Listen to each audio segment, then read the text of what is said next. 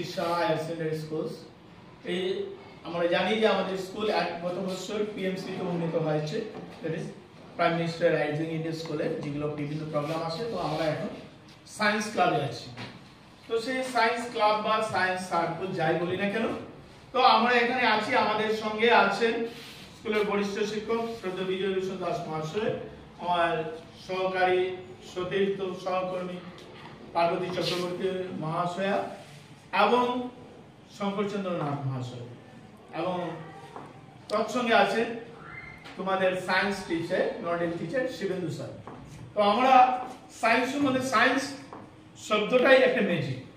তো এই কারণে আমরা ম্যাজিক বলি যে সায়েন্স বলতে আমরা বিজ্ঞান বলি বা বিশুদ্ধ জ্ঞান যাই বলি না কেন, আমরা একটা কনসেপ্ট যেটা আমরা সায়েন্সই এমন একটা জিনিস যা বলে সব প্রমাণ করে দেখাতে পারি। আমরা যা কিছু করি সায়েন্সেই একটা জিনিস থিওরি এবং প্র্যাকটিক্যাল। আমরা যেটা থিওরিতে বলি, যেটা আমরা বইয়ে পড়ি, সেটা আমরা প্র্যাকটিক্যালি করতে পারি, প্রুফ দেখাতে পারি। সেটা একটা আমাদের কেমিস্ট্রি রসায়ন বিজ্ঞানের সল্ট অ্যানালাইসিসই হোক, আর সেটা পদার্থ বিজ্ঞানের আমাদের ভলিউম মেজারমেন্টেরই কিছু হোক, স্লাইডিং অ্যাপারেটাস দিয়ে হোক, আর আমাদের জীববিজ্ঞানের যদি কোষের ছবি হোক, সেটা একটা অনিয়ন সেলেরই হোক, পেঁয়াজের একটা কোষাই হোক, আমরা সেটা করব। তো সেটাই একমাত্র সায়েন্স যেটা প্র্যাকটিক্যালি অ্যাপ্লিকেবল এবং প্র্যাকটিক্যালি প্রুফেবল। তো আমরা সায়েন্সে কি বলি, আমাদের উদ্ভাবনী শক্তি, ক্রিয়েটিভিটি, আমাদের মধ্যে যে ক্রিয়েটিভিটি কি আছে, আমরা কি কি জিনিস তৈরি করতে পারবো, সায়েন্সের আমরা কি কি মডেল তৈরি করতে পারবো, সেগুলা নিজে আমরা বই পড়লাম এবং নিজের জ্ঞানকে কাজে লাগিয়ে আমরা বিভিন্ন মডেল বানাই। এখানে আমি দেখতে পাচ্ছি বেশ কিছু মডেল তোমরা তৈরি করেছো, আমার দেখে ভালো লেগেছে। এবং সেই মডেলগুলো আমি প্রথম তোমাদেরকে জিজ্ঞেস করতে আসার আগে আমার যতদূর মনে হয়েছে যে মডেলগুলো ভালো হয়েছে, সেগুলো মডেল তোমরা গাইডেন্স নিয়েছো, বইতে পড়েছো, পড়ে মডেলগুলো তৈরি করেছো, আমার খুব ভালো লাগলো দেখে।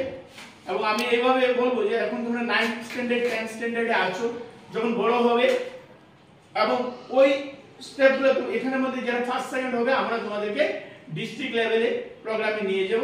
এবং সেগুলো প্রোগ্রামে যাওয়ার উদ্দেশ্য হলো আমাদের কিছু ইনোভেটিভ আইডিয়া, দ্যাট ইজ নতুনত্ব কিছু আইডিয়া বিজ্ঞানকে কাজে লাগে। আজ আমরা জানি মানুষ চাঁদে উপগ্রহ, ভারত চন্দ্রযান পাঠাচ্ছে, সম্ভব হচ্ছে। আগে বলতাম যেগুলো চাঁদে উপগ্রহ শুধু পাঠালে আমেরিকা নাসাই পাঠায়, এখন সেটা না, বিভিন্ন দেশ এগিয়ে চলছে। এবং সেই নাসার যদি আমরা ঘটনা বলি, চন্দ্রযানে আমাদের আসাম থেকেও অনেক বৈজ্ঞানিক সায়েন্টিস্ট, ইয়াং সায়েন্টিস্ট যারা ওই চন্দ্রযানে কাজ করেছে। তো কে বলতে পারে তোমাদের মধ্যে থেকেও আগামী দিনে কেউ হয়তো ডাক্তার, কেউ ইঞ্জিনিয়ার, কেউ সায়েন্টিস্ট হতে পারে। শুধু ইচ্ছা শক্তি বর্ধন করতে হবে এবং এভাবে বই পড়বে এবং কাজে লাগাবে, তোমাদের সেই নলেজকে প্র্যাকটিক্যাল কাজে লাগাবে। তো আমি তোমাদেরকে এটাই বলছি যে তোমাদের যত কিছু করেছো আমার খুব ভালো লেগেছে। এখন আমি তোমাদের পাশে আসবো। সায়েন্স ক্লাব মানে সেটা কি তোমাদের জানা আছে? কেউ বলতে পারবে সায়েন্স ক্লাব কি, বা কেন সায়েন্স ক্লাবের উদ্দেশ্যটা কি? তোমরা হয়তো বলতে পারছো না, কিন্তু সেই সায়েন্স ক্লাবের কি বা সায়েন্স ক্লাবের উদ্দেশ্যটা কি সেটা তোমাদের জানা আছে। হয়তো বা তোমরা বলতে কিছু দ্বিধাগ্রস্ত হচ্ছ, কিন্তু তা না।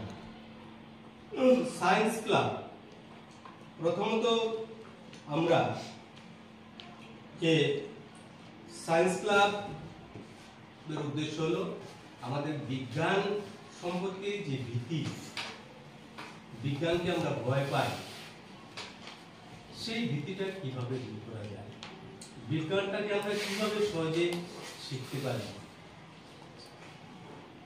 দেখো, মানুষ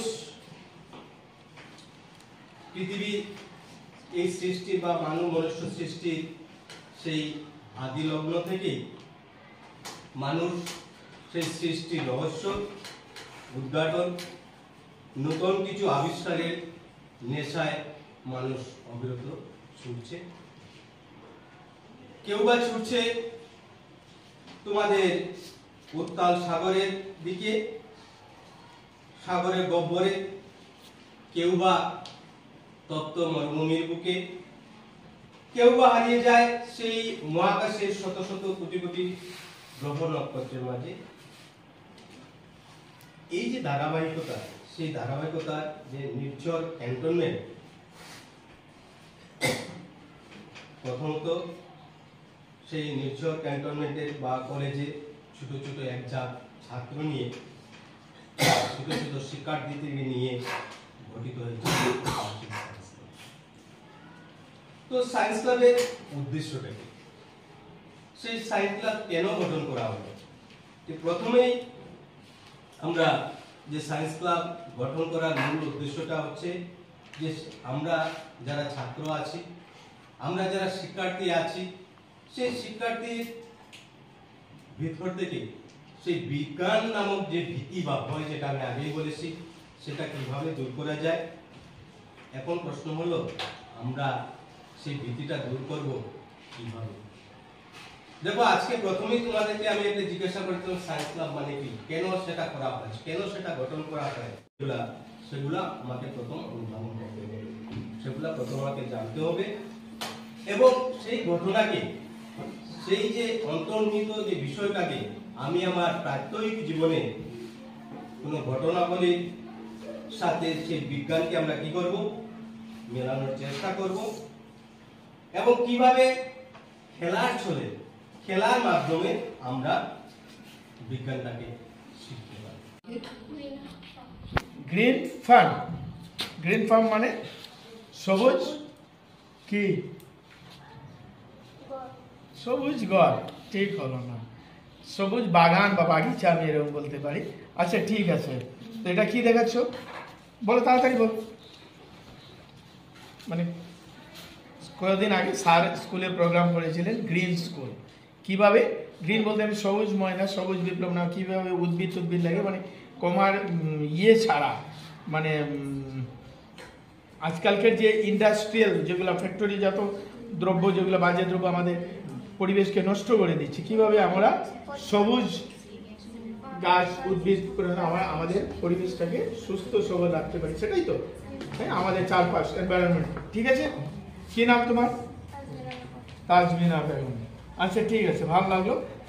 তো তোমার এই প্রজেক্টের নাম কি, এটাকে কি দেখাতে চেয়েছো? ক্লিন সিটি, মানে how to clean our city, কিভাবে পরিষ্কার পরিচ্ছন্ন আমাদের শহরকে রাখবো। আমরা তো গ্রামাঞ্চলে বাস করি, গ্রামাঞ্চলে এমনিতেই একটু পরিষ্কার থাকে শহরের তুলনায়, ঠিক না? আচ্ছা, এটাতে কিভাবে পরিষ্কার করবে? আমরা শহরকে পরিষ্কার পরিচ্ছন্ন করে আমরা আমাদের স্কুলকেও সেই পরিষ্কার পরিচ্ছন্নতা প্রয়োগ করতে পারি। আচ্ছা, কিভাবে জল টল জমবে না, বাহার মানে বেরিয়ে যাবে, নোংরা জল টল বেরিয়ে যাবে, এগুলোই তো দেখেছো। তবু আবর্জনা মুক্ত থাকবে। আর কিছু বলবে বিস্তারিত? এইগুলোর মাধ্যমে কি বোঝাতে চাইছো? মানে আবর্জনাগুলো ডাস্টবিনে রাখবো, এগুলো রিসাইকেল ডাস্টবিন আছে, এগুলো কিছু ভালোভাবে বলবে। নেক্সট টাইম তৈরি হয়ে জার্মিনেশন মডেল। জার্মিনেশন মানে যখন কোনো একটা বীজ ছোট থেকে বড় করা হয়, কিরকম অঙ্কুরিত হয়, বড় ছোট থেকে বড় করা হয় না, ছোট থেকে বীজ কিভাবে অঙ্কুরিত হয় সেটাই তুমি দর্শিত করি। সেটার এক্সাক্ট এক্সাম্পল আমরা প্র্যাকটিক্যালি কোথায় পাই বলো তো? কোনো বীজকে তুমি এবার ছোট থেকে বড় হতে দেখেছো? কি বীজ? শিম বীজ বা চানা দেখেছো, মটর বীজ দেখেছো? চানা বা মটর বীজকে একটাকে ভিজিয়ে রাখবে, দেখবে এরকম শিকড় বেরিয়ে যায়, দুদিন পরে তো শিকড়ের থেকে অঙ্কুরিত হয়, দুটো পাতা দিয়ে গাছ অঙ্কুরিত হয়, সেটাকে আমরা জার্মিনেশন বলি। ঠিক আছে, সুন্দর হয়েছে, ঠিক আছে, এভাবে বাগান তৈরি করবে। ভালো লাগলো। তোমার নাম কি? ওকে, থ্যাংক ইউ। বীজ অঙ্কুরোদ্গম তো বীজ অঙ্কুর, তোমার কি জানা আছে যে একটা বীজ যদি অঙ্কুরোদ্গম হতে হয় তার কি কি দরকার আছে? জল, ভালো উর্বর সার আর সূর্য শক্তি। সূর্যের শক্তি বলতে সূর্যের আলো, আলো যেটা, জল। তো তুমি সার বলছো, তো যদি আমি সার না দিই, যদি সার না দিই তাহলে কি একটা বীজ অঙ্কুরোদ্গম হবে না হবে না? হবে স্যার, কিন্তু সেটা সেরকম পুষ্টিকর বড় হতে পারবে না এবং এটা ছোট মারা যাবে না।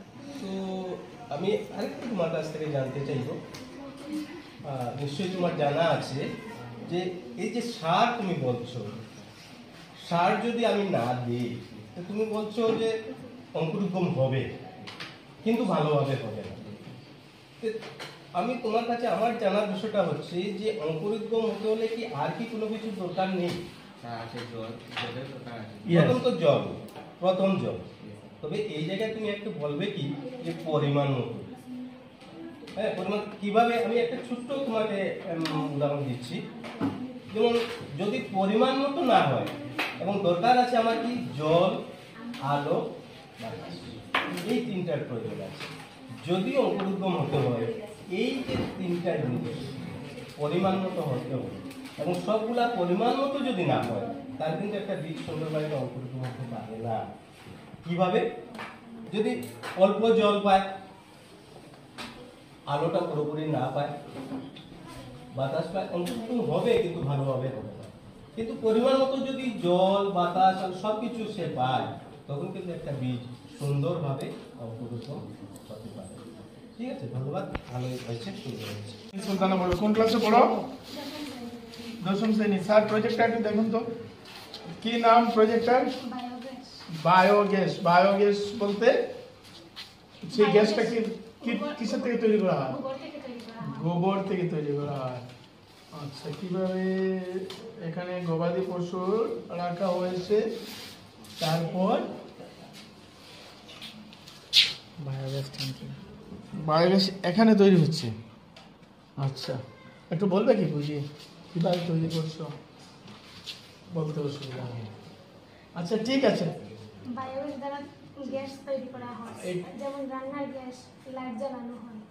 তা তো করা যায়, কিন্তু তুমি এখানে একটা প্রজেক্ট দিয়েছো কিভাবে বায়োগ্যাস উৎপন্ন করা যায়, সেটা একটু সঠিক তোমার প্রেজেন্ট মডেল খুব সুন্দর হয়েছে, বানানো ঠিক হয়েছে, কিন্তু বলতে পারছো না কোন জায়গায় আমার গোবরটা রাখা হবে, কিভাবে গ্যাসটা উৎপন্ন হয়ে কোন দিকে যাবে।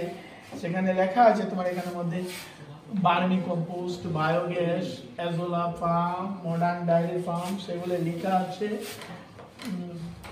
হাইড্রোপনিক সোডার রুম, ওয়াটার ট্যাঙ্ক, সেগুলো লেখা আছে, কিন্তু সেগুলো আগামীতে কিভাবে তৈরি করলে সেটা আর একটু ভালোভাবে বুঝবে। নো ডাউট স্যারে গাইড করেছেন, কিন্তু তুমিও নলেজটা রাখবে যাতে ভালো করে বলতে পারো। ঠিক আছে, ফার্স্ট টাইম প্রজেক্ট তো সুন্দর হয়েছে, প্রেজেন্টেশনটা অন্যকে বোঝানোটা তুমিও বুঝবে, কীভাবে তোমার ঘরে তৈরি করবে, বাকিদেরকে বোঝাবে, সেটা ভালো। ঠিক আছে, থ্যাংক ইউ। স্যার কিছু বলবেন? আমি তো বাজারে যে এলপিজি গ্যাস আছে, আমি টাকা দিয়ে ক্রয় করে নিয়ে আসবো, আমাদের এত পরিশ্রমের দরকার নেই, বাজারে গেলে টাকা দিলেই আমি পাবো এলপিজি সিলিন্ডার। তাহলে তুমি কেন এত কষ্ট করে এ ধরনের একটা প্রজেক্ট দ্বারা বোঝাতে চাইছো যে আমি এই বায়ো যে গ্যাস যেটা সেটা দরকার আছে, প্রয়োজন আছে? কেন? তা বানালে কোনো রিস্ক নাই। এলপিজি গ্যাস আনলে বলো বলো, মানে তোমার